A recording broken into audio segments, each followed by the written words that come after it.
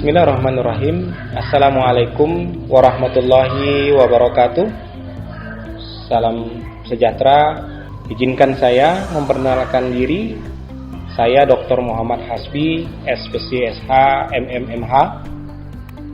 Saya merupakan salah satu dosen tetap di program studi hukum Fakultas Soshumdik Universitas Haji Sumatera Utara dengan NIDN 0104117601, di mana riwayat pendidikan saya telah menyelesaikan S1 Psikologi tahun 2022 di Fakultas Psikologi Universitas Medan Area, S1 Fakultas Hukum tahun 2017 di Universitas Pembangunan Pancabudi Medan, selanjutnya S2 Magister Hukum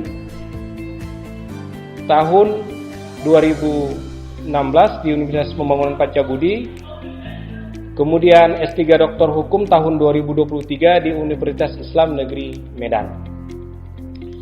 Pada kesempatan kali ini izinkan saya menjelaskan PDD UKT-PT atau pernyataan diri dosen dalam unjuk kerja Tridharma Perguruan Tinggi dalam bidang pengajaran yang telah saya lakukan. Dalam video ini saya akan menyampaikan salah satu mata kuliah yang saya ampu, yaitu mata kuliah hukum pidana. Mata kuliah ini adalah mata kuliah dasar pada mahasiswa pada semester 2 Prodi Hukum Universitas Haji Sumatera Utara dengan bobot SKS 4 dengan kode ILH 2221. Pada mata kuliah ini, mahasiswa diharapkan mampu memahami, menguasai, dan menjelaskan apa itu pengertian dan ruang lingkup hukum pidana yang memiliki ciri yang khusus dan berbeda dengan mata kuliah yang lain. Dalam usaha memahami perbedaan tersebut, maka batasan definisi hukum sangatlah penting untuk dipahami.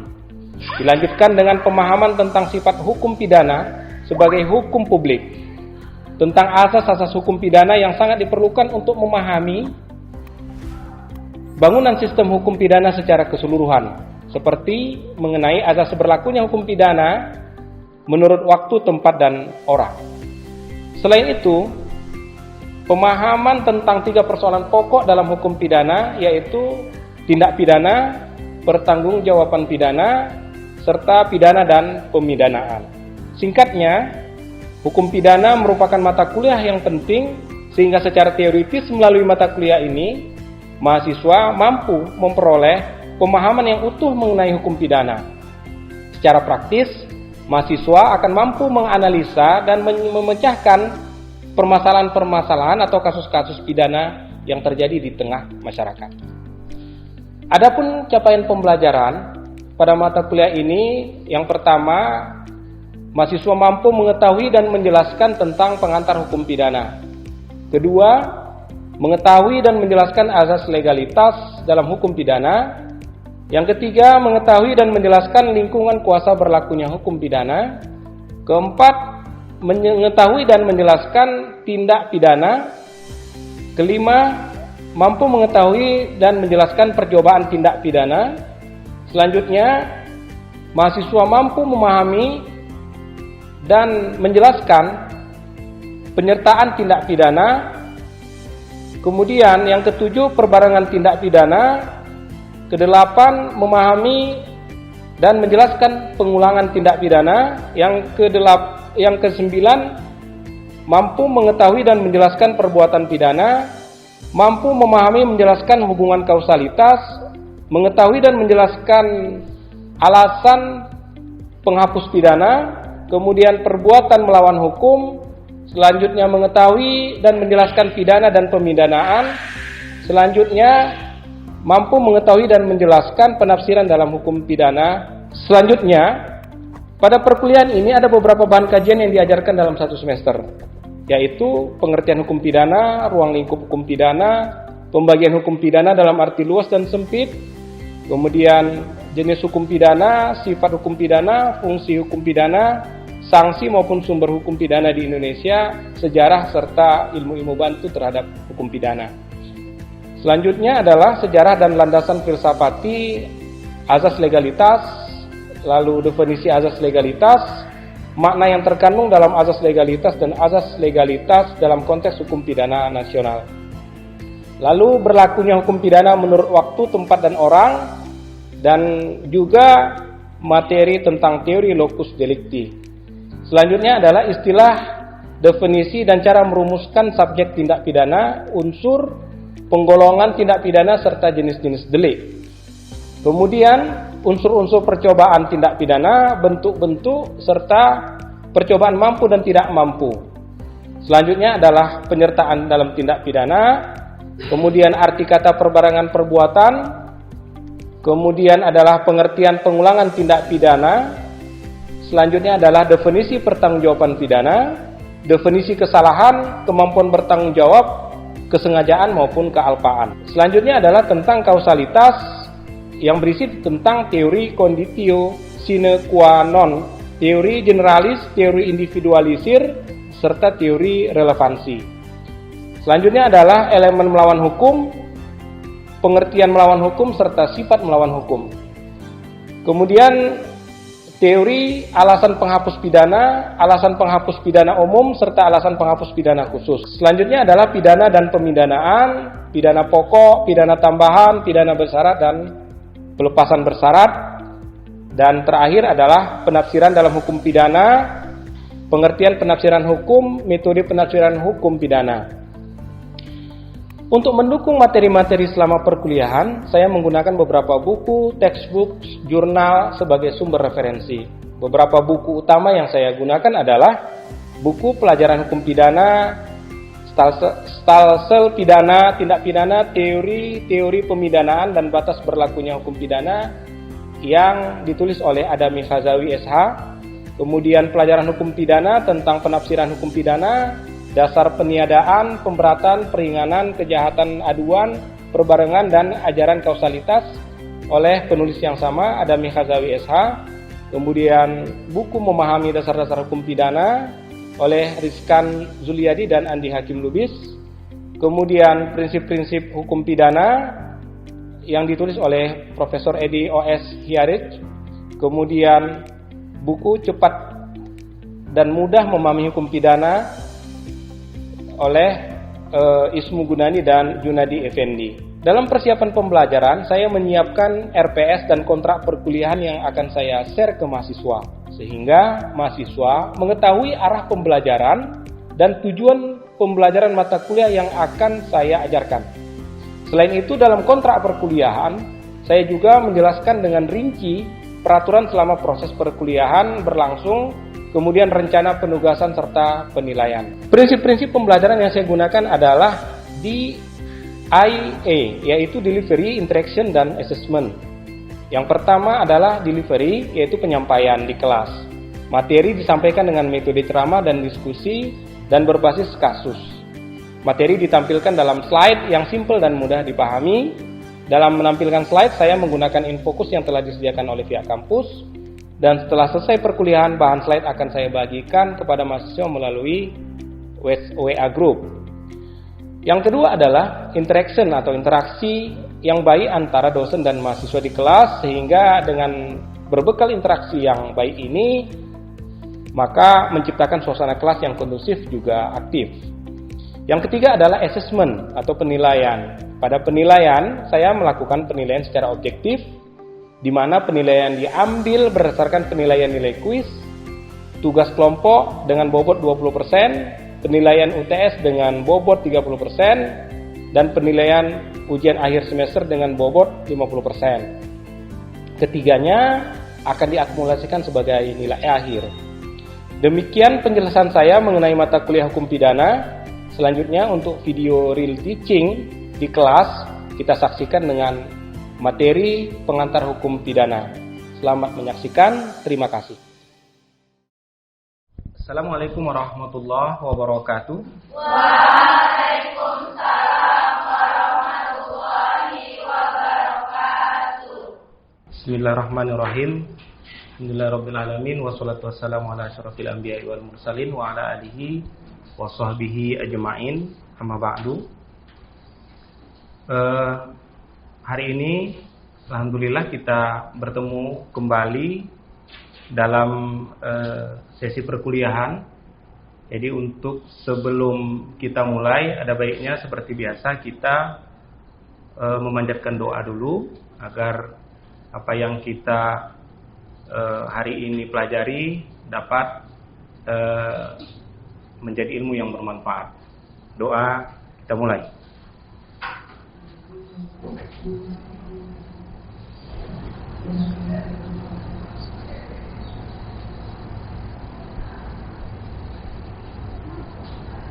Doa selesai.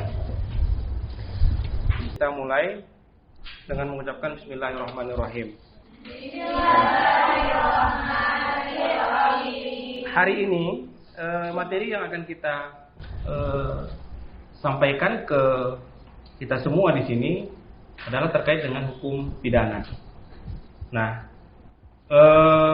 apa-apa saja materi subbahasan yang akan kita pelajari pada hari ini itu terkait dengan pengertian hukum pidana, tujuan hukum pidana, maupun ruang lingkupnya, kemudian pembagian hukum pidana, sumber-sumber hukum pidana di Indonesia, kemudian apa itu ilmu hukum pidana beserta ilmu bantunya.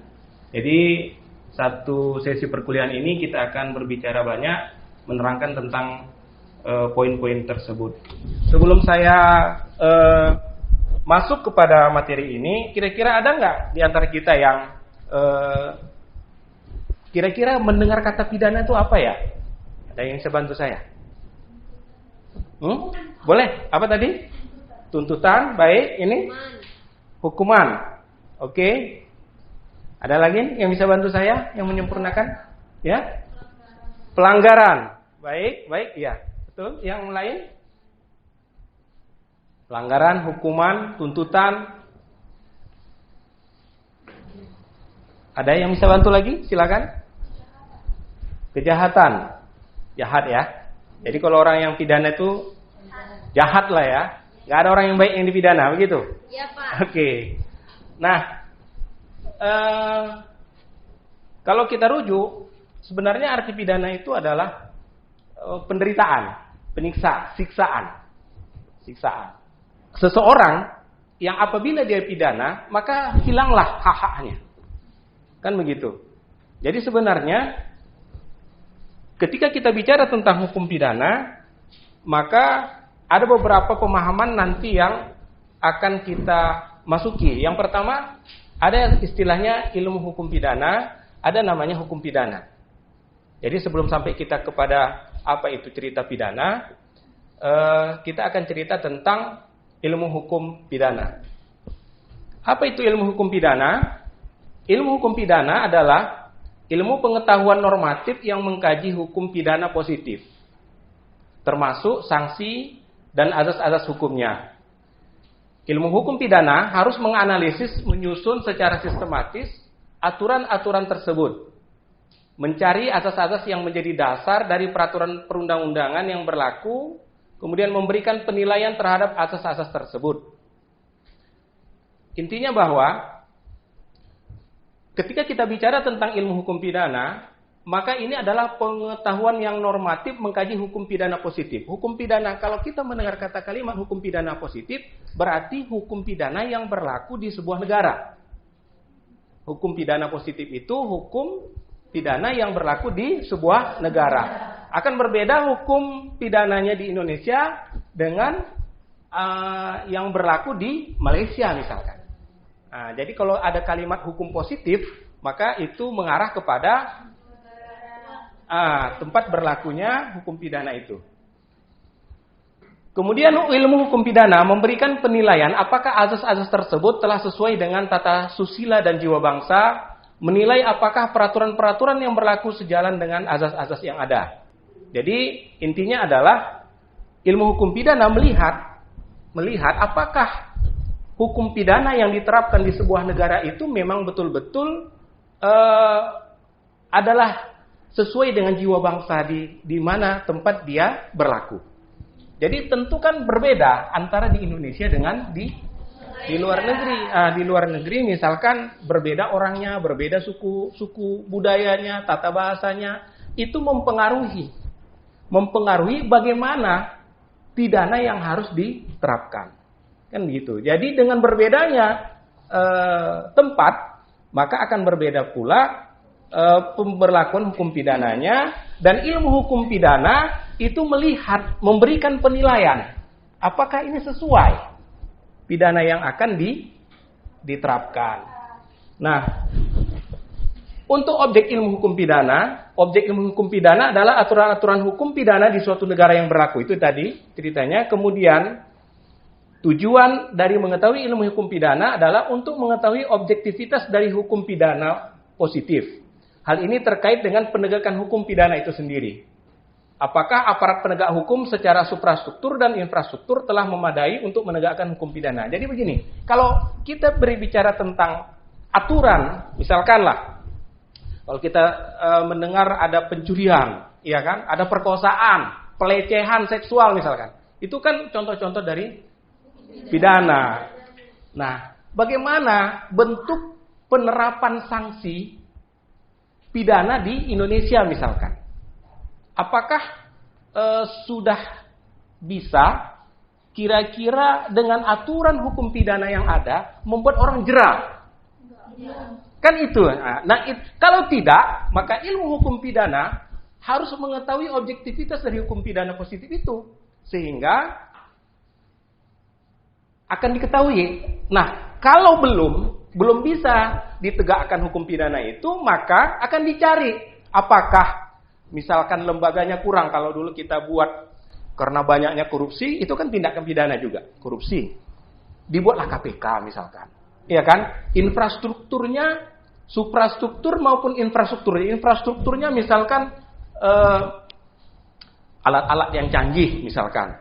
KPK bisa melakukan penyadapan. Itu kan nggak murah harganya. Nah, ini juga suprastruktur maupun infrastrukturnya apakah sudah bisa nanti ini menciptakan hukum pidana itu dapat berjalan begitu. Artinya penegakan hukum pidana itu bisa berhasil. Itulah kira-kira guna dari ilmu hukum pidana. Baik, kita langsung. Sebenarnya apa sebenarnya pidana itu? Tadi ada katanya tuntutan, ada hukuman. Nah, sebenarnya kalau kita bicara tentang hukum pidana, maka hukum pidana adalah hukum yang mengatur tentang pelanggaran dan kejahatan terhadap kepentingan umum. Kepentingan umum. Pelanggaran dan kejahatan tersebut diancam dengan hukuman yang merupakan penderitaan atau siksaan bagi yang bersangkutan. Ingat ya, tentang kejahatan maupun pelanggaran. Ada hukum. Dia dilanggar. Iya kan? Dilanggar, akhirnya orang yang tersebut dikatakan dia melakukan tindak pidana. Nah, tindak pidananya itu akibatnya apa? Ada penderitaan dan siksaan. Ya kan? Ada hak-hak yang bakal dicabut. Kalau orang di penjara itu kan dia nggak bisa berusaha lagi kan? Nggak bisa berusaha, kebebasannya hilang, kan begitu. Nah, hak-haknya itu dicabut. Hukum pidana bukanlah suatu hukum yang mengandung norma-norma yang baru, melainkan hanya mengatur tentang pelanggaran-pelanggaran dan kejahatan-kejahatan terhadap norma-norma hukum yang mengenai kepentingan umum. Dengan demikian, segala peraturan-peraturan yang mengatur tentang pelanggaran atau kejahatan, sebagaimana diatur dalam hukum pidana, akan dimuat dalam sebuah kitab undang-undang hukum pidana. Jadi segala peraturan yang dilarang itu termuat di dalam kitab undang-undang hukum pidana, namanya KUHP. Nah, itulah kitab undang-undang yang menjadi rujukan. Si A ini dinilai apakah dia melakukan penipuan, apakah dia melakukan pembunuhan. Di situ dalam kitab undang-undang hukum pidana itu dijelaskan berapa hukumannya. Iya kan? Apa unsur-unsur? Misalkan terjadi penipuan misalkan, apakah ada iming-iming, apakah ada kerugian dan lain sebagainya. Inilah unsur-unsur sehingga kita menyatakan bahwa si A itu diduga dia melakukan penipuan. Oke, adapun istilah pelanggaran dan kejahatan memiliki perbedaan. Ya kan, ada kalimat kejahatan, ada namanya pelanggaran. Biasanya kejahatan itu untuk tindak pidana yang berat. Dan untuk pelanggaran itu ringan seperti melanggar lalu lintas dan biasanya dengan denda saja, nggak perlu dimasukkan ke dalam penjara. Baik, apa kata ahli terhadap hukum pidana itu? Nah, hukum pidana itu terdiri, ya kan, menurut Prof. Dr. W.L.G. Lemaire yang dikutip oleh Dr. Andes P.A.F. Lamintang S.H. dalam bukunya Dasar-Dasar Hukum Pidana Indonesia, memberikan definisi hukum pidana sebagai berikut. Yang pertama, hukum pidana itu terdiri dari norma-norma yang berisi keharusan-keharusan dan larangan-larangan. Ya kan? Ada larangan, ada keharusan oleh pembentuk undang-undang. Telah dikaitkan dengan suatu sanksi berupa hukuman, yakni suatu penderitaan yang bersifat khusus. Dengan demikian dapat juga dikatakan bahwa hukum pidana itu merupakan suatu sistem norma yang menentukan terhadap tindakan-tindakan yang mana hal melakukan sesuatu atau tidak melakukan sesuatu.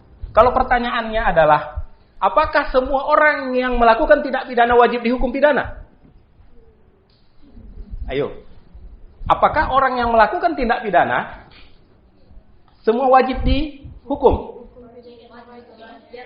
Ayo. Hah? Wajib? Hah? Membela diri. Yang lain apa?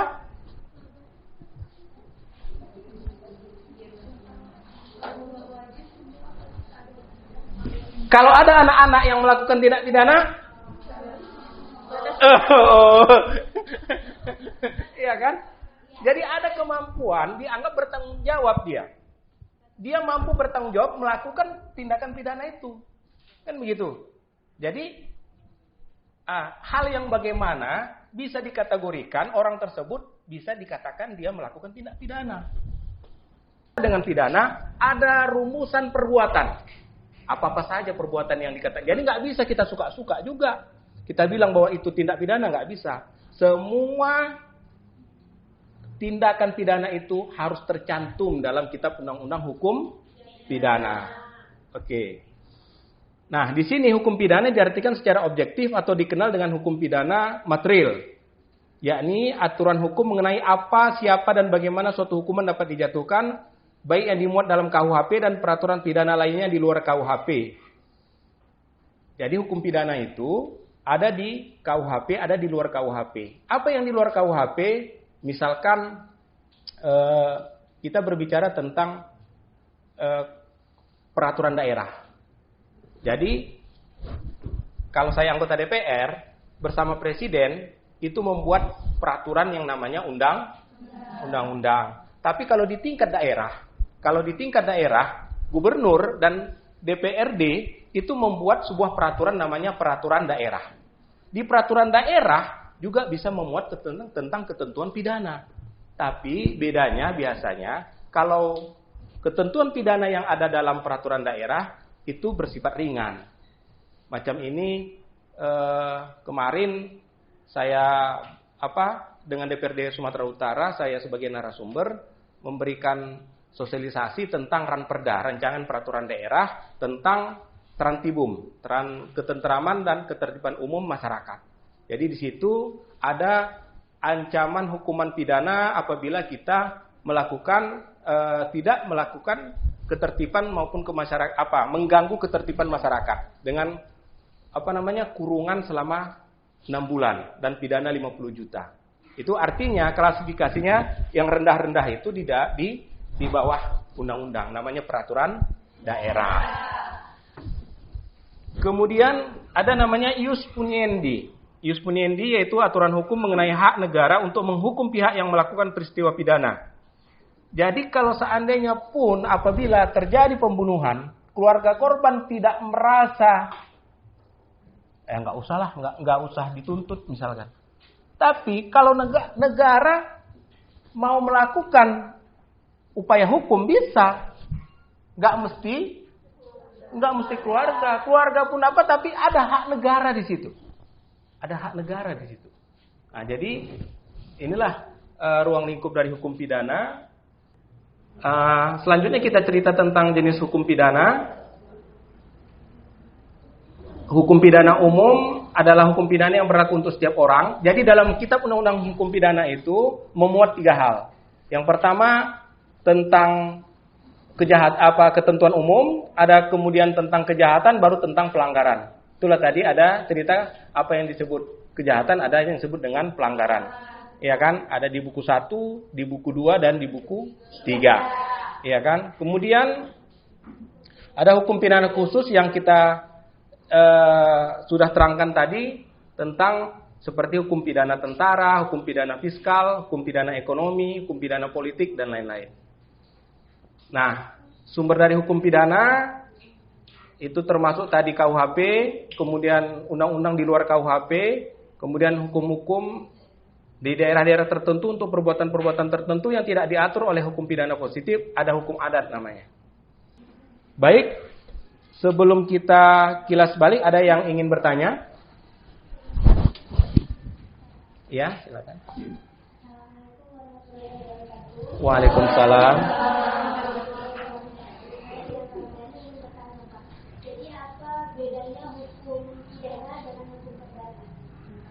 Baik.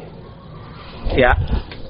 Kalau hukum pidana tadi kita cerita bahwa dia hukum publik. Hukum publik. Hukum dan hukum perdata itu namanya hukum privat. Misalkan si A dan si B, kepentingannya itu kan banyak. Jadi apabila misalkan si A ingin meminjamkan uang kepada si B, berapa jumlahnya dan lain sebagainya, ini kan tergantung kesepakatan si A dan si B. Kan begitu. Jadi kalau hukum perdata itu mengatur kepentingan perorangan. Tapi kalau hukum pidana itu negara yang mengatur hukum pidana itu supaya bisa menjamin bahwa masyarakat seluruhnya bisa tentram. Kan begitu. Jadi ada hak negara dalam melakukan penuntutan.